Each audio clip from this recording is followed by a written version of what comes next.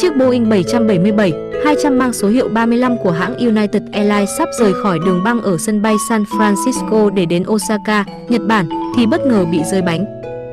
May mắn là 235 hành khách và 14 người thuộc phi hành đoàn trên chuyến bay đều an toàn. Hãng hàng không đã khẩn trương điều động một chiếc máy bay thay thế đưa hành khách đến Osaka. Hãng cũng đang sắp xếp làm việc với chủ sở hữu của những phương tiện bị hư hỏng để đảm bảo yêu cầu bồi thường của họ được giải quyết thỏa đáng. Bánh rơi là tai nạn mới nhất của máy bay Boeing sau nhiều lần xảy ra sự cố với chiếc 737 MAX 8.